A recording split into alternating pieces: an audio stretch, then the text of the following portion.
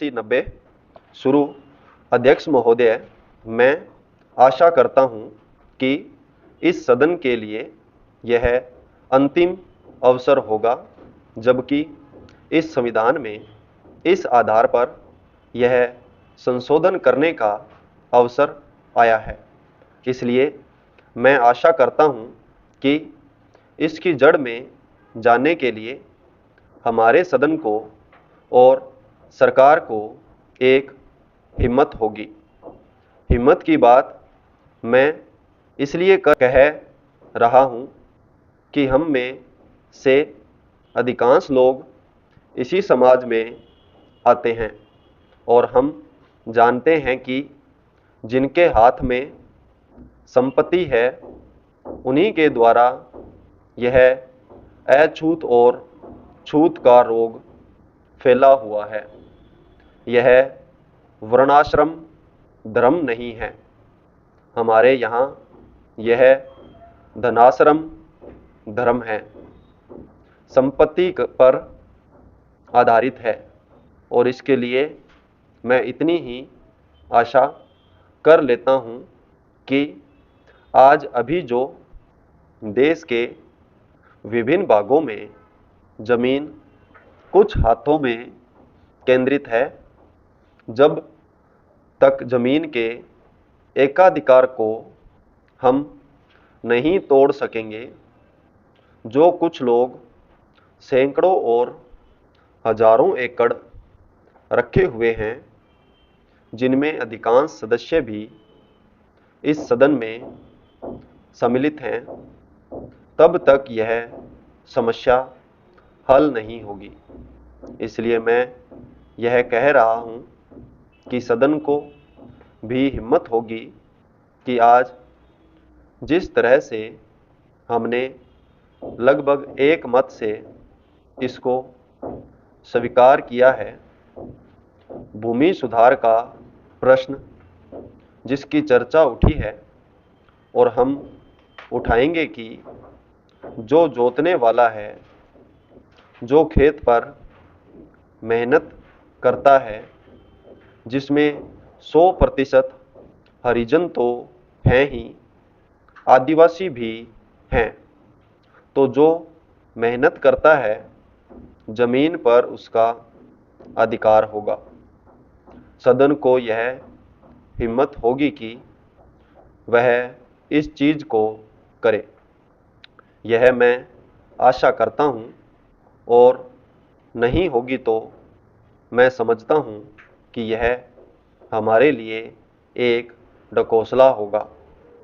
यही आग्रह मैं सभी लोगों से करता हूं कि भूमि के प्रश्न को सुधारे बिना अछूतोद्धार नहीं होने वाला है और न राष्ट्रीय उत्थान होने वाला है। मैं चाहता हूं कि वह शांति से हो, इसीलिए मैं यह आग्रह कर रहा हूं, नहीं तो अशांति फूटेगी। लेकिन हम चाहते हैं कि शांति से हो, इसलिए मैं फिर आग्रह कर रहा हूं कि दल और पार्टी की दीवार तोड़कर हम इस प्रश्न को लें और केंद्रीय सरकार भी हिम्मत करे। प्रधानमंत्री प्रतीक्षा में न रहें कि कुछ और लोग इधर से चले जाएंगे तो वह करेंगी, और लोग जाएंगे तो वह कठिनाई में फंस जाएंगी। इसीलिए मैं कह रहा हूं कि यह अवसर है। अध्यक्ष महोदय, वह हिम्मत करें जिससे देश में जमीन जोतने वाले को मिले और जो मेहनत नहीं करते उनसे जमीन लेकर उसका बंटवारा कर दिया जाए। मुझे आश्चर्य हुआ जब मैंने इस प्रतिवेदन को आरंभ से अंत तक देखने की कोशिश की और इसमें अंग्रेजी का इतना समर्थन मेरी समझ से बाहर की बात थी। अंग्रेजी के समर्थन के साथ रोमन लिपि तक का समर्थन किया गया है।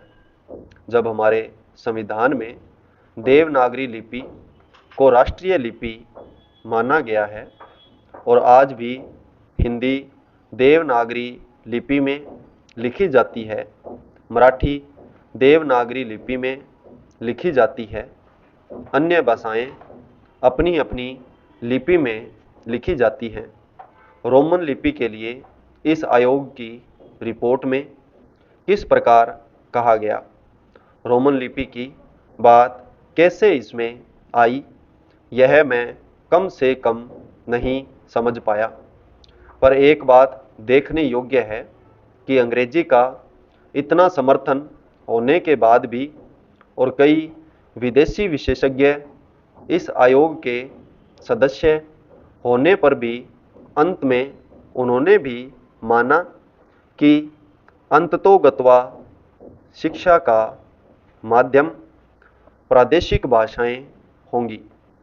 आयोग को यह भी मानना पड़ा कि अंग्रेजी के माध्यम रहने से देश की हानि हो रही है और संसार के किसी भी देश में ऐसी स्थिति नहीं है। आयोग स्वयं इस बात को स्वीकार करता है कि इस प्रकार विदेशी भाषा के माध्यम से हमारे देश की कितनी हानि हो रही है।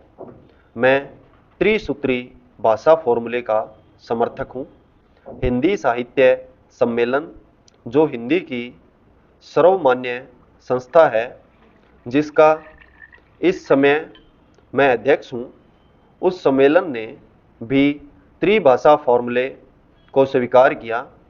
यद्यपि हम यह उचित समझते थे कि द्विभाषा फॉर्मूला रहता, एक मातृभाषा और दूसरी राष्ट्रभाषा, लेकिन हमें इस बात का भय था कि यदि द्विभाषा फॉर्मूला रहेगा तो मातृभाषा और अंग्रेजी रहेगी। इसलिए हमने विवश होकर प्रेम से नहीं, उत्साह से नहीं, बल्कि लाचार होकर त्रिभाषा फॉर्मूला स्वीकार किया कि मातृभाषा रहे, हिंदी रहे और तीसरी भाषा अंग्रेजी या कोई भी दूसरी भाषा रह सकती है। कहा जा सकता है कि हमारे यहाँ अभी स्नातकोत्तर पढ़ाई के लिए पर्याप्त साहित्य नहीं है।